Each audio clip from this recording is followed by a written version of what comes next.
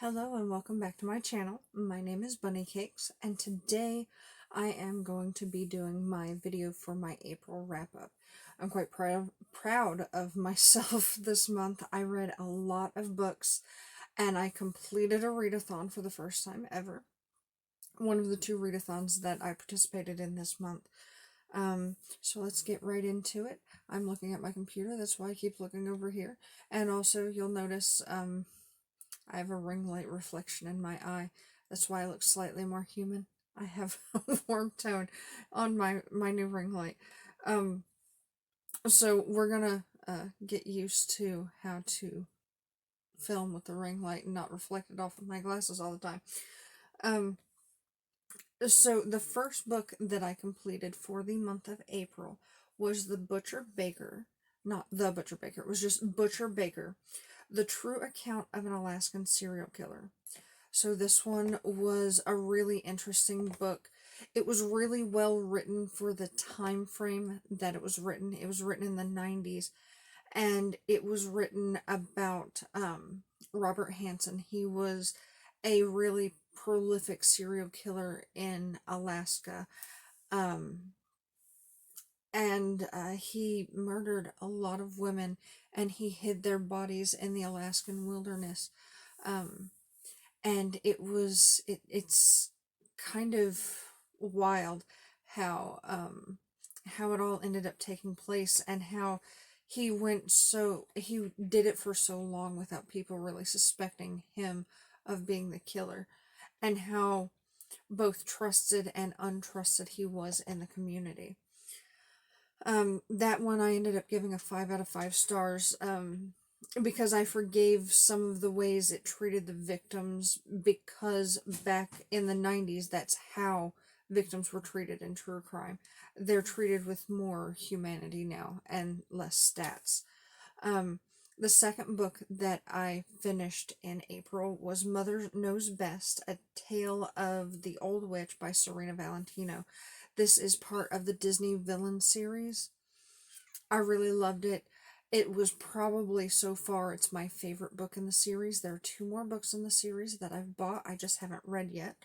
Um, I gave it a 5 out of 5 stars. It was really well done. Like I said, it's probably my favorite in the series. And if you're interested in hearing about the villains' origin stories, this is a good series for you. Um, then the third book that I finished in April was a book called You by Caroline Kepnes.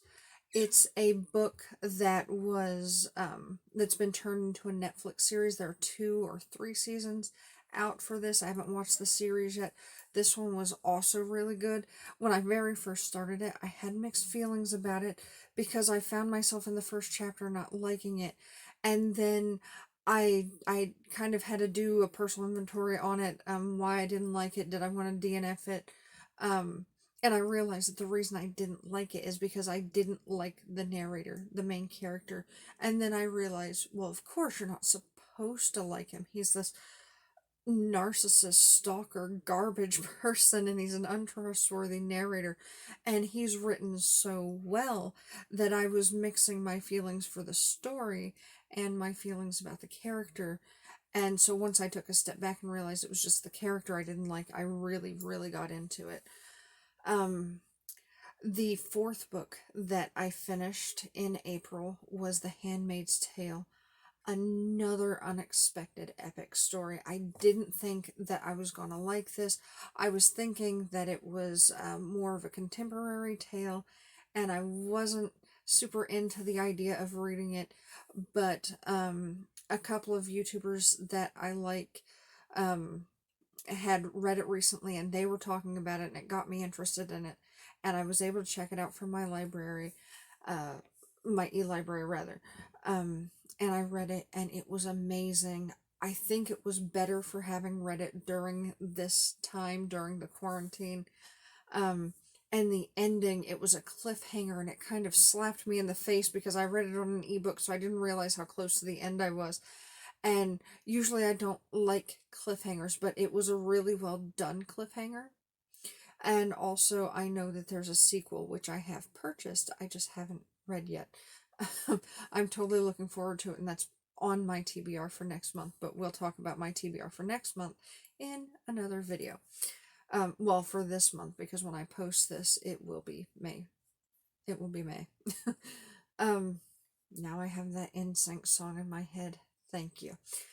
Okay, so the next book, the fifth book, is that right? Yep, the fifth book I read was The Bazaar of Bad Dreams by Stephen King. So this I listened to as an audiobook, and it is a compilation of short stories and novellas written by Stephen King. Every story in this was good. Some of them weren't as memorable as others, and some of them made me so glad that I chose to listen to this as an audiobook instead of reading the book, especially the final couple of stories, because the one about the fireworks, I can't remember the name of it. That one, the narrator they had read it, and the way it was written, it needed to be experienced like that, and I'm so glad that was my experience with the story. So far, every book I've read on the list that I've given 5 out of 5 stars. The next book that I finished was Shadow Spell. It's from the Cousins O'Dwyer trilogy. It's by Nora Roberts, and it's book 2 in the trilogy. This one is kind of fantasy romance, and I read it as part of the Stay Home reading rush. It's the only book that I finished, and I didn't finish it in time out of the 2 I picked. It was a good book. It was a good story. There were some things I liked and some things I didn't. But it does have me looking forward to the next book in the series. I just felt like the ending was a bit rushed. And then the 7th book that I finished was The Before Now and After Then by Peter Mann. This one was amazing.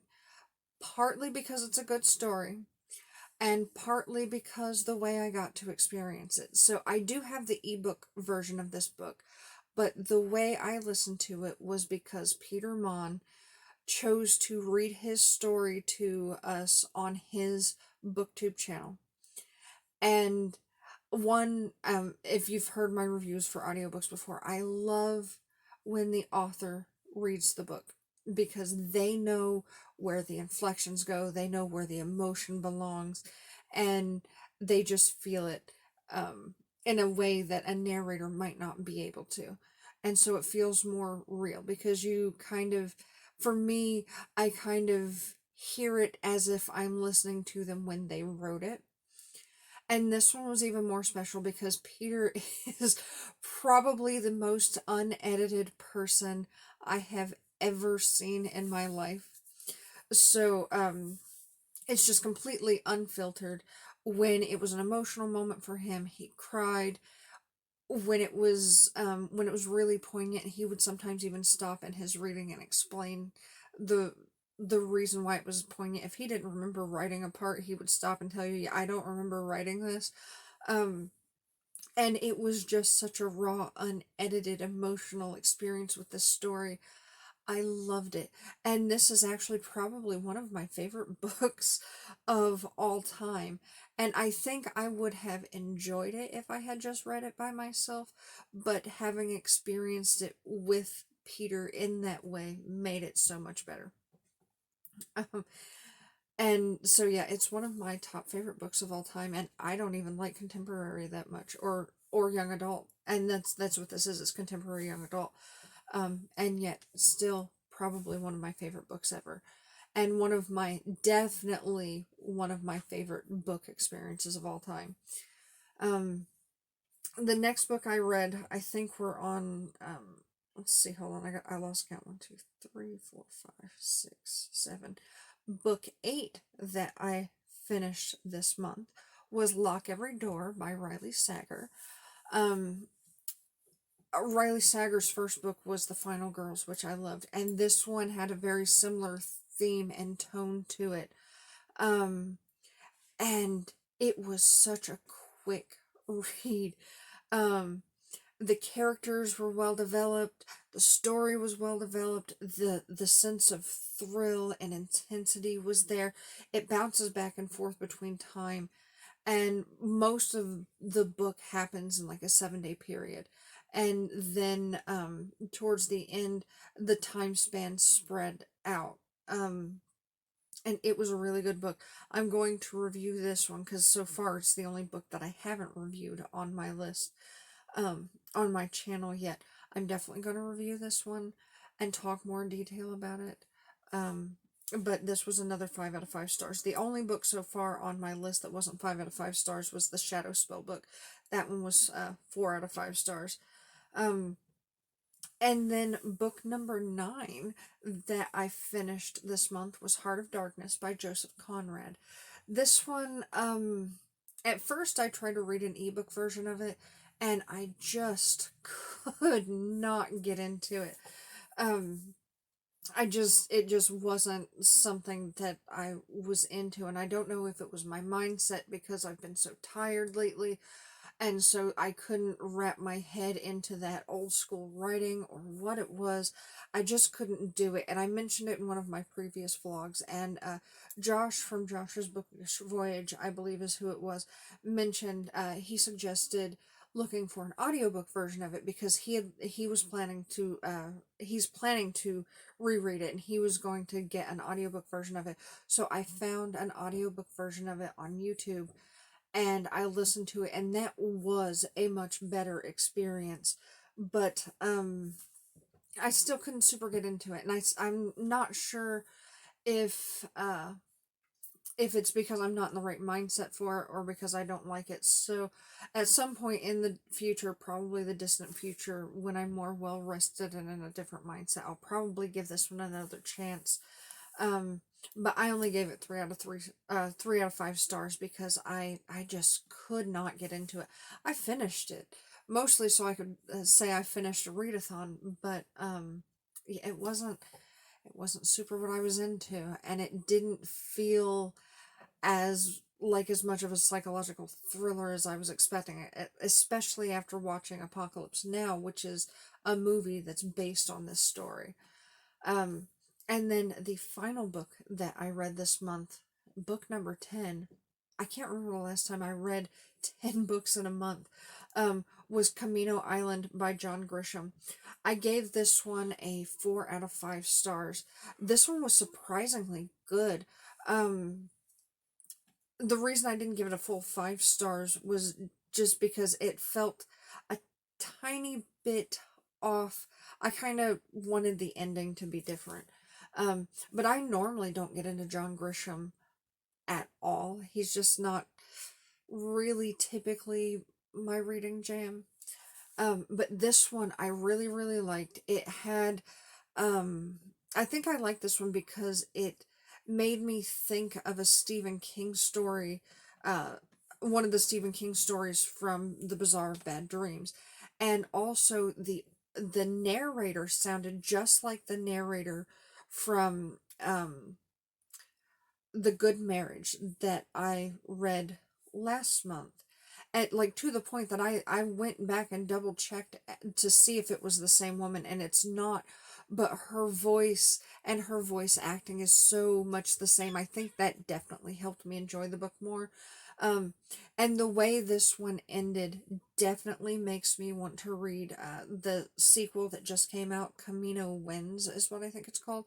I have that on hold at my library, but I have no idea how long it's going to be before I get it. I might end up, if I can catch it cheap on like thrift books or something, I might go ahead and buy it from there so I can read it more quickly while I still have this one fresh in my head. And the only reason I read this is because, and I'm going to name drop him again, Peter Mon was talking about reading this book on his vlog in preparation for the sequel to come out. And he kept talking it up, and I said, you know what, it's been a while since I've read John Grisham, so I'm going to give it another chance, and I'm glad I did, because I like this story, and I'm definitely looking forward to the next book in the series. and this one's crazy for me. As exhausted as I've been, I've read more books than I've ever read. Or, well, not necessarily ever read, but than I've read in a long time. I mean, some of that maybe because I was reading instead of sleeping, because I was having trouble just sleeping because my schedule's changed. I'm hoping that that's going to be rectified soon because my schedule's switching back to what it used to be. And so hopefully within a week or so I'm going to be more well rested again. Today I did get more rest. Well, today, the day I'm recording this, because this is a pre-recorded video, um, I decided to pre-record while I had energy, so that's what we're doing. Um, so I'm hoping that as productive as this month has been for my reading, I will be able to keep up that pace as I become more well rested. But you never know. Um, it's actually, I've read so much that it's got me tempted to raise the number of books in my reading challenge, because I'm actually almost to the halfway point. um, because I chose to do 52 books, that's one book a week. Um, and I'm at, let's see, hold on. I've got Goodreads pulled up here. Ooh, I broke it. Hold on. I'm using a trackpad mouse because I don't have room for my regular mouse on the desk right now. I am at 21 out of 52 books, so I'm 4 books ahead of schedule, so I'm kind of tempted to raise my reading challenge numbers, but I don't know. I think what I'm going to do is I have a really ambitious TBR video that I'm probably going to post tomorrow, meaning the day after this video is posted. And so we'll see how it goes after next month. If I get really close to 50, like before the end of the year is close, or is close, then I will definitely be raising that number, and I kind of foresee that happening. I just don't want to pull the trigger yet because I don't want to feel locked into it. I kind of like this feeling I'm getting where I'm so ahead of schedule that I don't have to feel rushed. And I know that the reading challenge on Goodreads isn't mandatory, but there are times when I feel like it is. So in my life, I like to embrace small victories, and right now my small victory is that I've somehow ended up 4 books ahead, and I don't feel rushed or forced or anything. So we're gonna keep embracing that small victory. Okay, so because I've read so many books and talked so much, this has gotten to be a long video, but you'll expect that from me because sometimes I ramble. But that's all I have to talk about with my wrap up. I will be posting my May TBR probably the day after I post this video. And so if you enjoyed this video, please hit that like button down below. If you've read any of these books, give me your opinion on them. Let's talk about it. You know I love to have a conversation down in the comments below. If you like my channel, if you're new here and you haven't already, go ahead and hit that subscribe button. I post near daily content. I do take a day off here and there because, you know, sometimes we just need a mental health day. And, you know, I'm doing this for fun. So if it feels like a day where it's not fun or something I'm interested in, then I don't post. But since the beginning of April, I have posted a video almost every day of the week, every day of the month, which is another thing that I feel really cool about because I'm not losing steam or energy with this either, even though I've had some technical difficulties. But again, thank you for watching. I'm going to go ahead and go before I ramble again. Thank you for watching, and I do hope you have a wonderful rest of your day. Bye-bye.